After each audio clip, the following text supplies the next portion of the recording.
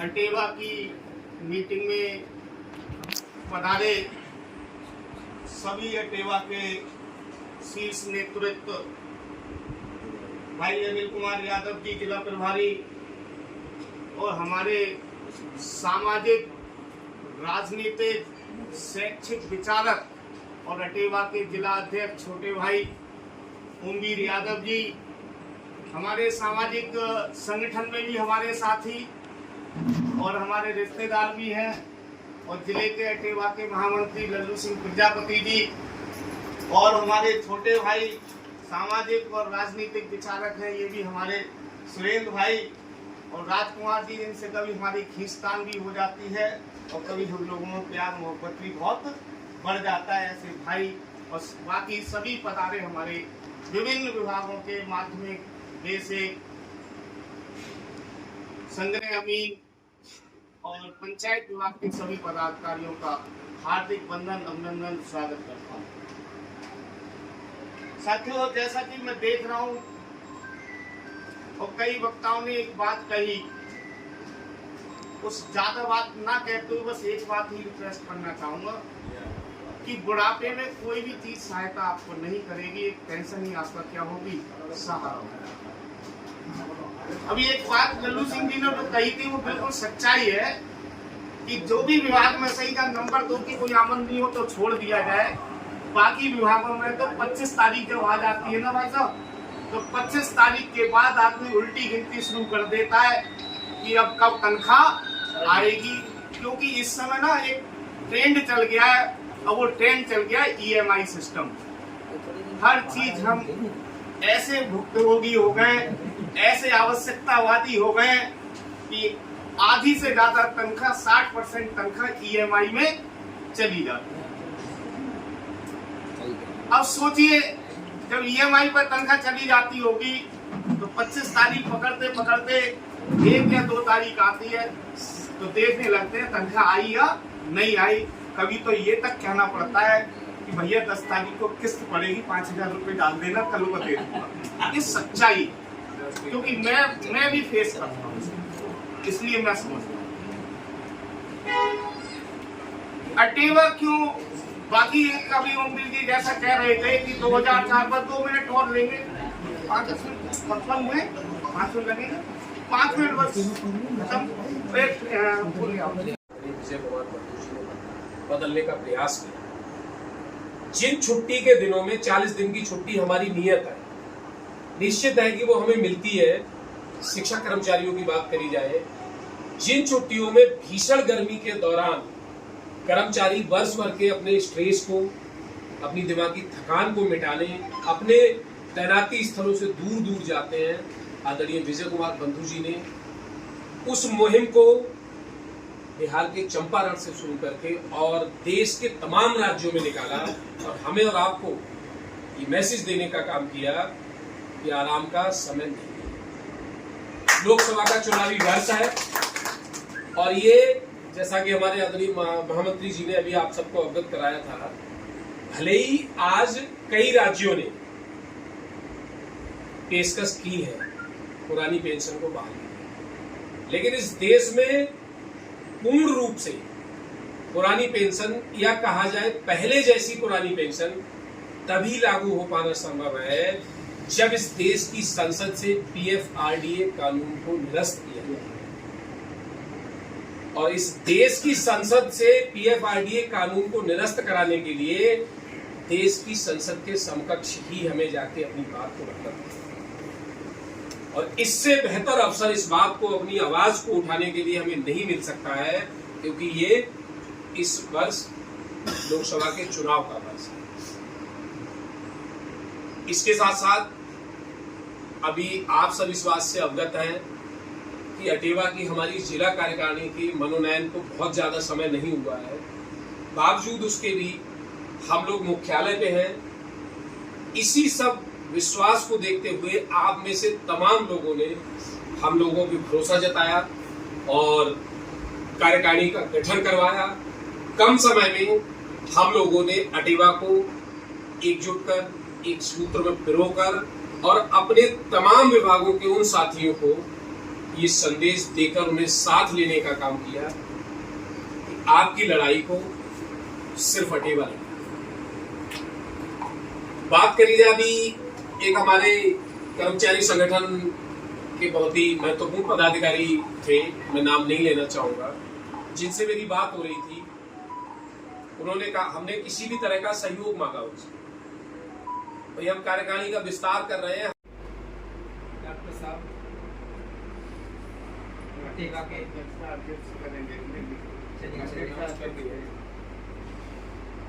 यही जानकारी दी अध्यक्ष साहब कर रहे हैं। तो मेजबान है, हम तो मेजबान है। चलिए क्षमा चाहते हैं। आज की मीटिंग की अध्यक्षता कर रहे अटेवा के सम्मानित जिलाध्यक्ष श्री ओमवीर सिंह जी, इस मीटिंग को जिनके आवास पर आज आयोजन किया गया है, जिन्होंने सामाजिक सुरक्षा, उज्जवल भविष्य और बुढ़ापे में सम्मानजनक जीवन जीने के लिए आज इस गोष्ठी का आयोजन किया है, सम्मानित डॉक्टर राकेश प्रजापति जी,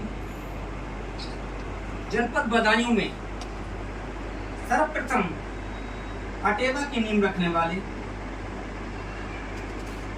बहुत ही संघर्षशील, जुझारू अटेवा के जिला प्रभारी श्री अनिल यादव जी, अटेवा संगठन के जिला कोषाध्यक्ष जिन्हें अभी आप सुन चुके हैं, हमारे सम्मानित साथी श्री सुरेंद्र कुमार जी, और आज की मीटिंग का कुशल संचालन कर रहे शर्मा जी से हमारी कल पहली बार 2-3 मिनट बात हुई। आदरणीय शर्मा जी और विभिन्न संवर्गों से, संगठनों से, और खासकर आप लोग बुद्धिजीवी वर्ग से आते हैं, शिक्षक हैं, गुरजन हैं, आपसे कुछ छिपा हुआ नहीं है। और मैं तो पंचायत विभाग का छोटा सा कर्मचारी हूँ। सम्मानित साथियों, व्यक्ति की जैसी आमदनी होती है वैसा ही उसका खर्चा होता है। अगर कोई व्यक्ति अल्प वेतनभोगी है तो हमारे हिसाब से उसका खर्चा कम होता है। स्वर्गीय डॉक्टर रामाशीष पटेल जी को, जिनके त्याग, बलिदान और यहाँ तक कि आज उनके न रहने के उपरांत हमारी सरकारों को कहीं ना कहीं अल्प सुनाई पड़ा। जो पेंशन का मुद्दा एक दौर में बिल्कुल रसातल में जा चुका था, आदरणीय स्वर्गीय रामाशीष पटेल जी की शहादत के बाद उस मुद्दे को वाले बुलाते हैं वहाँ चला जाता हूँ, सन्ना वाले बुलाते हैं वहाँ चला जाता हूँ, क्योंकि हमारी लड़ाई केवल किससे है? अपनी जो हमारे मुद्दे हैं उनसे है। किसी एक संगठन से बनकर के आप बदलना नहीं चाहिए। आज चूंकि अटेवा की बात है तो निश्चित तौर पर अच्छा कोई दिक्कत हो तो बता दिए ना, तो कोई बात ही ना।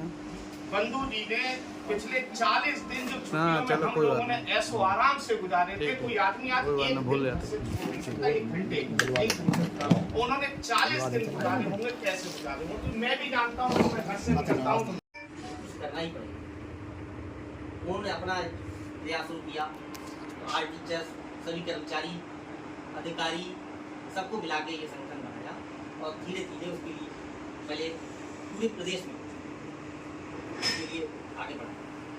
तो हम सब में अधिक समय ना लेकर के एक बात कहना चाहेंगे कि जब कोई हमारे लिए नहीं रीड करता है, सरकारें नहीं रीड करती हैं, तो शिक्षक की सामान्य प्राणी नहीं होता है। कारण पहले के जो शिक्षक कभी सामान्य प्राणी नहीं होता है, प्रलय और निर्माण की बोध में पड़ता। यानी जब धरान के दरबार में गए, उन्होंने कहा कि ये समस्याएं हैं समाज में, उन्हें इग्नोर कर दिया, नहीं ध्यान दिया कि जो सरकार है, जो राजा अपने गुरुओं का, शिक्षकों का आदर नहीं करेगा, उनका पोषण नहीं करेगा, उस राजा को बदल कर और सही जगह को पोषण करने वाले राजा का स्थापत्य करना भी हमारा ही काम। तो ये पेंशन, जैसे सर ने कहा, जैसे जब तक हमें वेतन मिल रहा है तब तक सब कुछ अच्छा चल रहा है।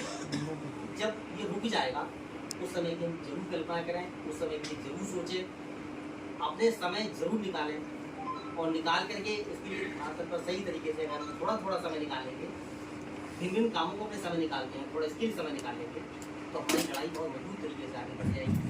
और निश्चित तौर पर 1 अक्टूबर को रैली जो रामलीला मैदान पर है कि सरकार कोई नेता नहीं चाहता कि मेरी कुर्सी जाए, उसे अपनी कुर्सी बचाए, जो उन्हें दबाव देगा।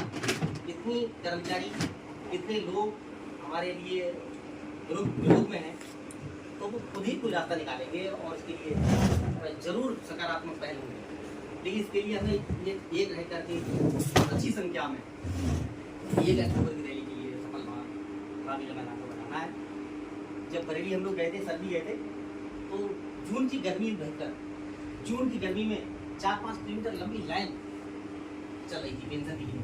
तो पेंशन का जो आंदोलन है बहुत बढ़िया तरीके से अच्छे मोड़ पे आ गया है, बहुत मजबूत मोड़ पे आ गया है। यदि हम सही करके मेहनत कर लें और हम ये प्रतिज्ञा कर लेंगे 4-4, 5-5 सभी को जोड़ेंगे। और एक बात और आ रही है, आड़े आ रही है, हम किसी दल के, किसी के हम विरोधी नहीं, हमें तो अपना काम से मतलब है। हमारे पेंशन दे दो, पेंशन दो हमें, हम किसी के विरोधी नहीं है, न किसी राजनीतिक दल के विरोधी हैं, न किसी नेता के विरोधी हैं, न किसी के विरोधी नहीं। समन्वय बना के हमें चलना है, समन्वय बना के चलना। बुद्धिजीवी तो हम हैं ही, कभी कभी ऐसा होता है ज्यादा समझदार लोगों में भी थोड़ी ये दिक्कत हो जाती है, बहुत समझदारी से काम लेना है। ये पोस्ट भी हम लोग लिखते हैं ग्रुप पे, सर से हमारी बात हुई तो अच्छी भाषा, अच्छी वे में लिखें। किसी की भावनाएं, निष्ठा कहीं जुड़ी होती तो किसी दल से जुड़ा है, किसी दल से जुड़ा है। यदि हमारी बात नहीं पहुंच रही है, नहीं उनकी समझ में आ रहा है तो फिर समझाएंगे। ये तीखे शब्दों का प्रयोग हमें नहीं करना है, उनको जोड़े रखना है, वरना हमारा आंदोलन कमजोर होगा। आज हमने समझाया ये नहीं दे रहे हैं पेंशन, संबंधित नहीं दे रहे हैं पेंशन, तो उन्हें फिर समझाए, 3 दिन समझाए, कभी तो समझ में आएगा। शायद उनकी भी समझ में आ जाए और वो उन्हीं से डिमांड करने लगे, उनसे डिमांड करने लगे पेंशन को, जो हमें पेंशन देगा उसके साथ। हम किसी के विरोधी नहीं है, हम अपना, सरकार के पास खजाना है, सरकार के पास सब कुछ है और सरकार से हम डिमांड कर रहे हैं, सरकार से अनुनय विनय कर रहे हैं, प्रार्थना कर रहे हैं कि सरकार ये बिंदु को समझे। जब वहाँ लगता है कि सरकार हिल रही है, गद्दी हिल रही है, तो जनता की मांग हमेशा स्वीकार करने के लिए तैयार हो जाते हैं, उन्हें पुनः सत्ता में आना होता है। जैसे किसान बिल वापस हुआ, उन्हें लगा अरे हमें खतरा हो सकता है, अब हमारा चुनाव निकट है, ऐसे में भी चुनाव निकट है, तो हम अपनी यूनिटी को बना के रखें और जो निष्ठाएं लोगों की तरफ हैं वो निष्ठाएं थोड़ी हल्की करके हम अपने भविष्य के बारे में सोच लें, अपने भविष्य के बारे में जरूर विचार करें कि अति आवश्यक है। यदि उसको नहीं हम विचार करते हैं तो हमारा जैसे वेतन बंद हो जाएगा। ये धारा 21 का मामला भी आ गया, ये पेंशन की इतना प्रभाव पड़ा है सरकारों पे कि पेंशन का मुद्दा मुखर हुआ है, तो इसीलिए धारा 21 के लिए ले आए कि लोग थोड़ा भय व्याप्त हो जाए और ये आंदोलन थोड़ा हल्का हो जाए। वो चीज़ नहीं करते, सामंजस्य से बैठा के जैसे एक छोटी एक लाइन में, 2 लाइन में बात रखूँगा।